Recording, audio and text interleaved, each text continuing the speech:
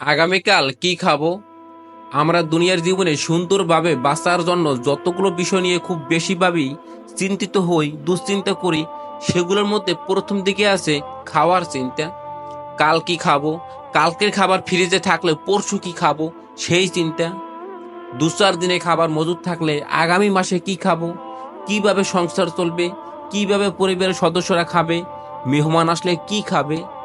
এসব স্বাভাবিক চিন্তা মুহূর্তের মধ্যে দুশ্চিন্তায় রূপান্তরিত হয়ে যায় শুধু একটি কারণে। সেই কারণটি হচ্ছে আগামীকালের রিজিক বা খাওয়ার ব্যবস্থা করার দায়িত্ব যে মহান আল্লাহর, সেই আল্লাহর উপর আমাদের ভরসা কমে গেছে। আমরা আল্লাহকে বিশ্বাস করি, তিনি আমাদের বানিয়েছেন, জীবন দিয়েছেন, মৃত্যু দেবেন, তিনি রিজিক দাতা, আমাদের খাদ্যের ব্যবস্থাও তিনি করেন, তা আমরা জানি। কিন্তু আমরা বাস্তব জীবনে সংকটে পড়লে আমরা তা ভুলে যাই। রিজিক নিয়ে চিন্তা সবারই কম বেশি আছে, থাকাটা স্বাভাবিক। কিন্তু আমাদের চিন্তাগুলো স্বাভাবিক না থেকে তা দুশ্চিন্তায় রূপান্তরিত হওয়ায় আমরা একটুতেই হতাশ হয়ে পড়ি। রিজিকের ব্যাপারে কোরআনের আয়াতগুলো আর হাদিসগুলো যদি এক জায়গায় করে আমরা মনোযোগ দিয়ে পড়তাম, তাহলে আমাদের অন্তত রিজিক নিয়ে এই দুশ্চিন্তা কমতো, কারো কারো থাকতোই না। আমি দুই একটা আয়াত আপনাদের সাথে শেয়ার করি। আল্লাহ কোরআনে একাধিক জায়গায় বলেছেন, তিনি যাকে চান তাকে বিনা হিসাবে রিজিক দান করেন। আল্লাহ রিজিক দেন, তিনি এই রিজিকের মালিক। এসব কথা আল্লাহ কোরআনে অসংখ্য জায়গায় বলেছেন। জাহেলের যুগে কিছু মানুষ ছিল যারা ভাবতো সন্তান হলে কি খাওয়াবে, সন্তানরা তাদের সাথে খাওয়ার ভাগ বসাবে, এই ভয়ে তারা তাদের সন্তানদের হত্যা করত। এখনো দেখা যায় অনেকে বেশি সন্তান নিতে ভয় পায়, এই জন্য শুধু যে তাকে খাওয়াবে কি, কি খাওয়াবে তাকে, নিজেরাই ঠিকমতো খেতে পারছে না, আবার আরেকজন সন্তান আসলে তাকে কি খাওয়াবে। এই চিন্তায় আধুনিক যুগের সভ্য অনেক পরিবার সন্তান মায়ের পেটেই নষ্ট করে দেয়, বিশেষ করে মেয়ে বাচ্চা। অথচ সন্তানকে খাওয়ানোর ভয়ে সন্তানকে নষ্ট করে ফেলা বা সন্তান নিতে না চাওয়া জাহেলি নীতি। এই নীতিকে চরমভাবে আঘাত করে আল্লাহ আয়াত অবতীর্ণ করেছেন। তিনি বলেছেন, তোমরা তোমাদের সন্তানদের দারিদ্রতার ভয়ে হত্যা করো না, আমি তাদেরকেও রিজিকের ব্যবস্থা করব, তোমাদেরও। অন্য আয়াতে আল্লাহ বলেছেন, আমি তোমাদেরকেও রিজিক দেব এবং তাদেরকেও দেব। এই আয়াত দুইটি স্পষ্টভাবে বলে দিচ্ছে আল্লাহ এমন রিজিক দাতা, তিনি অনাগত সন্তানদের রিজিকের ব্যবস্থাও করবেন। আর সে ব্যবস্থা তোমাদের রিজিক থেকে নিয়ে না, বরং তোমাদের জন্য রিজিকের আলাদা বরাদ্দ থাকবে। তোমাদের কারো রিজিকের জন্য দুশ্চিন্তা করতে হবে না। রিজিকের ব্যাপারে একটা হাদিস যেদিন থেকে পড়েছি এবং বুঝেছি, সেদিন থেকে মাথা থেকে রিজিকের দুশ্চিন্তা যতটুকু ছিল তাও দূর হয়ে গেছে। আশা করি আপনাদেরও যাদের রিজিক নিয়ে দুশ্চিন্তা আছে তাদের জন্য এই হাদিসটি একটি বড় খুশির খবর হতে পারে।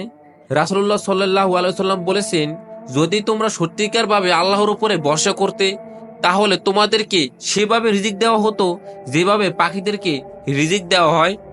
পাখিরা সকালবেলা খালি পেটে বের হয়ে যায় আর সন্ধ্যাবেলায় ভরা পেটে বাসায় ফিরে আসে। এই হাদিসটি আবার পড়ুন, দেখুন আল্লাহ তার উপরে ভরসাকারীদেরকে কিভাবে রিজিক দেওয়ার ওয়াদা করেছেন। আমরা দেখি পাখিরা বন জঙ্গলে থাকে, লোকালয়েও থাকে, যেখানেই থাকুক তারা সকালবেলা খালি পেটে খাবারের সন্ধানে বের হয়ে যায়। তাদের জন্য কেউ বনে জঙ্গলে রান্না করে খাবার রেখে আসেনি, কেউ তাদের জন্য খাবার রান্না করে বাড়ির ছাদেও রেখে আসেনি, বাড়ির সামনেও ছিটিয়ে দেয়নি। এই পাক পাখিলি জীব জানোয়ারদের খাবারের জন্য দেশের খাদ্য মন্ত্রণালয় কিংবা বিশ্ব খাদ্য সংস্থাও কোনো উদ্যোগ নেয়নি। তাহলে প্রতিদিন স্থলভাগের অসংখ্য পশু পাখি আর পানির মধ্যে অগণিত জলজ প্রাণী কিভাবে বেঁচে আছে? কে তাদের খাওয়ার ব্যবস্থা করছে প্রতিদিন? অবশ্যই কোনো মানুষ নয়, মানুষের নিয়ন্ত্রণে কোনো সংস্থাও নয়। এইসব প্রাণীর রিজিকের ব্যবস্থা প্রতিদিন করে দিচ্ছেন বিশ্ব প্রতিপালক আল্লাহ তাআলা। তিনি যেভাবে এই হাজার হাজার কোটি পশু পাখির রিজিকের ব্যবস্থা করেন, সেইভাবেই দুনিয়ার এই 700 কোটি মানুষের রিজিকের ব্যবস্থা করেন। এটি আল্লাহর কাছে কোনো ব্যাপারেই না। আল্লাহ শুধু তার উপরে সত্যিকারের ভরসা করতে বলেছেন। ভরসা মানে কোনো উপায় অবলম্বন না করে ঘরে বসে থেকে ফলাফলের জন্য অপেক্ষা করা না। সত্যিকারের ভরসা মানে সাধ্য অনুযায়ী চেষ্টা করার পর এর ফলাফলের জন্য আল্লাহর দিকে চেয়ে থাকা। পাখিরা কিন্তু সকালবেলা খালি পেটে বাসা থেকে বের হয়, ঘরে বসে থাকে না, বের হয়ে এই গাছ থেকে ও গাছে, এই জায়গা থেকে ওই জায়গায় ঘুরে বেড়ায় আর উড়ে বেড়ায়। এরই মাঝে আল্লাহ তাআলা তাদের রিজিকের ব্যবস্থা করে দেন।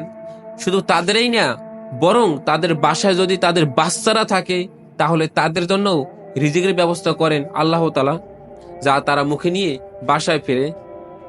রিজিকের সাথে খুব গুরুত্বপূর্ণ একটি বিষয় জড়িত, সেটি হচ্ছে রিজিক উপার্জনের সময় অবশ্যই দেখতে হবে রিজিকটি হালাল কিনা এবং হালাল উপায়ে অর্জিত হচ্ছে কিনা। কিয়ামতের আগে একটা সময় আসবে যখন উপার্জন হালাল না হারাম তা বাছ বিচার করা হবে না বলে রাসূলুল্লাহ সাল্লাল্লাহু আলাইহি সাল্লাম ভবিষ্যৎবাণী করেছেন। আজকে দেখতেও পাচ্ছি তাই, মানুষ হালাল হারামের তোয়াক্কাই করছে না। 5 ওয়াক্ত নামাজি হাজী সাহেবও আয় উপার্জনের সময় সুদ ঘুষ সহ হালাল হারামের বাছ বিচার করছে না, করলেও অনেকটা শিথিল। কিন্তু স্বাভাবিকভাবে হালাল ছাড়া কিছু খাওয়া কোনো মুসলিমের জন্য জায়েজ নয়। তাই আমাদের অবশ্যই কর্তব্য সবসময় হালাল রিজিক তালাশ করা এবং তাই খাওয়া ও পরিবারকে খাওয়ানো। অনেকেই মনে করে রিজিকের সাথে মনে হয় দৈহিক শক্তির একটি সম্পর্ক আছে, শক্তিশালী হলেই রিজিক পাবো, নয়তো পাবো না। এই কথা সঠিক নয়। শারীরিক শক্তির কারণে যদি কেউ রিজিক পেত তাহলে ছোট্ট চড়ুই পাখি কখনো রিজিক পেত না, আর বিশাল দেহী শক্তিশালী তিমি, হাতি কিংবা সিংহ কখনো না খেয়ে থাকতো না। কিন্তু বাস্তবতা হচ্ছে চড়ুই রিজিক পায় যদিও তার দেহ ছোট, শক্তিও কম। অপরদিকে শক্তিশালী সিংহ মাঝে মাঝে না খেয়ে থাকে দিনের পর দিন। তাই শারীরিক শক্তির মাধ্যমে রিজিক বন্টিত হয় না, রিজিক বন্টিত হয় 7 আসমানের উপর থেকে। সারা দুনিয়ার মানুষ মিলেও যদি আপনার রিজিক বন্ধ করতে চায়, আল্লাহ না চাইলে কেউ পারবে না। আর আল্লাহ রিজিক দিতে না চাইলে সারা দুনিয়ার মানুষ মিলেও আপনাকে এক লোকমা খাবার খাওয়াতে পারবে না। রিজিকের মালিক তো আল্লাহ, তিনি এই রিজিক বন্টন করেন। এই বন্টনে কোনো মানুষের হাত নেই। তাই মানুষ চাইলেই আপনার রিজিক বন্ধ করতে পারবে না, আবার মানুষ চাইলেই আপনার রিজিকের ব্যবস্থাও করে দিতে পারবে না। তাই রিজিক বন্ধে মানুষের কোনো হুমকিতে কোনো কান দেওয়ার দরকার নেই। আবার কেউ যদি বলে আমি আপনাদের খাদ্যর ব্যবস্থা করছি, সেই কথায়ও উচ্ছ্বসিত হওয়ার কিছু নেই।